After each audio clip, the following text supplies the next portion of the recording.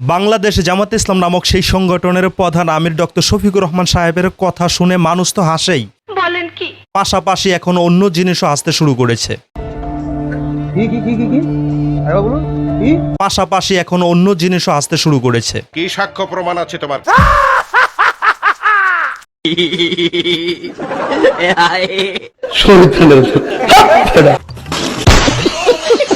আমার প্রাণপ্রিয় ভাই বন্ধুরা, আমরা তো জানতাম বাংলাদেশ জামাতে ইসলাম নামক সেই সংগঠনের যারা কর্মী আছে শুধু তারাই উল্টাপাল্টা কথা বলে।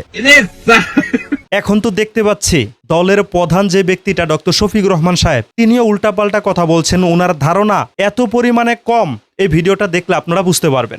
আশা করেছিল জামাত ইসলাম এই দেশ শাসন করবে, তাই না? আমার বুঝে আসে না, বাংলাদেশে ধরুন 100% মানুষ আছে, 100% মানুষের মধ্যে কি 50% মানুষ বাংলাদেশ জামাত ইসলাম নামক সেই সংগঠনটাকে ক্ষমতায় দেখতে চায়? তাহলে তারা কিভাবে বলছে, কিভাবে ভাবছে?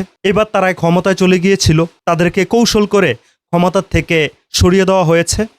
ডিপ্রেশন, কাছে মাসে বাসে ট্রেনে লঞ্চে সব জায়গায় মানুষের আওয়াজ উঠে নাই, এবং মানুষ এইভাবে ভোট দেয় নাই, দিয়েছে। কিন্তু একদল দুষ্ট লোক আতাত করে জনগণের এই পাওনাটা ছিনতাই করে নিয়ে গেছে।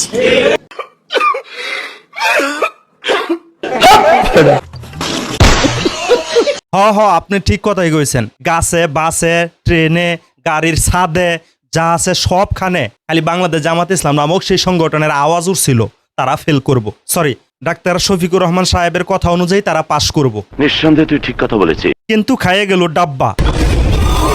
এখন তারা বলতে শুরু করেছে তাদেরকে নাকি কৌশল করে চক্রান্ত করে নাকি দমিয়ে দেওয়া হয়েছে, পরাজিত করানো হয়েছে।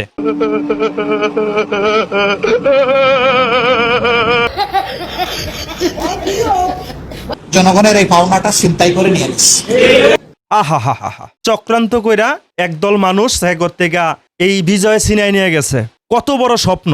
আমার কাছে তো মনে হয় এই সমস্ত কথা বলাই ভুল। বাংলাদেশের 100% মানুষের মধ্যে কি 50% মানুষ বাংলাদেশ জামাত ইসলাম নামক সেই সংগঠনকে সাপোর্ট করে, আর বাকি 50% মানুষ আওয়ামী লীগ, বিএনপি, চরমোনাই, তারপর আরো যে বিভিন্ন যেই দলগুলো আছে যেমন মাজারপন্থী, ভান্ডারি, আটরশি, নয়রশি, এই সমস্ত দলগুলোর মধ্যে ছড়াই রয়েছে মাত্র 50%, আর বাকি 50% বাংলাদেশ জামাত ইসলামের মধ্যে আছে। ডিপ্রেশন।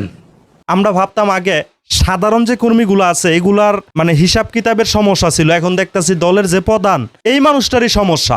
নিঃসন্দেহে তুই ঠিক কথা বলেছিস। এরা আবার বলে অনেক সময় বাংলাদেশ জামাত ইসলাম নাকি হকের উপরে আছে, আওয়ামী লীগ তাদের বিপক্ষে, বিএনপি তাদের বিপক্ষে, চরমোনাই তাদের বিপক্ষে, আটরশি তাদের বিপক্ষে, মাজারপন্থীরা তাদের বিপক্ষে, সুন্নিরা তাদের বিপক্ষে, সবাই বলে তাদের বিপক্ষে। বাংলাদেশে কি খালি অর্ধেকের বেশি অংশে মানুষ বাংলাদেশ জামাত ইসলাম নামক সেই সংগঠনের সাথে জড়িত? তাহলে কোন আক্কেলে, কোন জ্ঞানে দলের একজন প্রধান সাহেব এমন জ্ঞানহীনতার কথা বলছে? এটা তুই কি কথা হুনাইলি?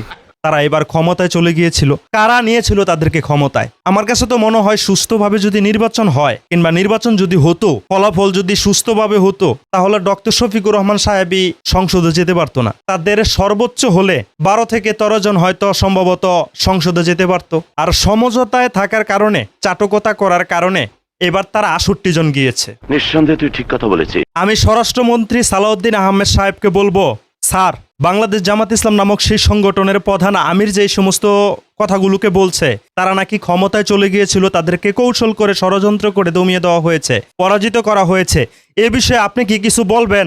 আপনার কথার অপেক্ষায় কিন্তু আমরা আছি, বলেন। আপনারা স্বপ্নে দেখেন কিভাবে? স্বপ্ন দেখারও তো একটা সীমারেখা আছে।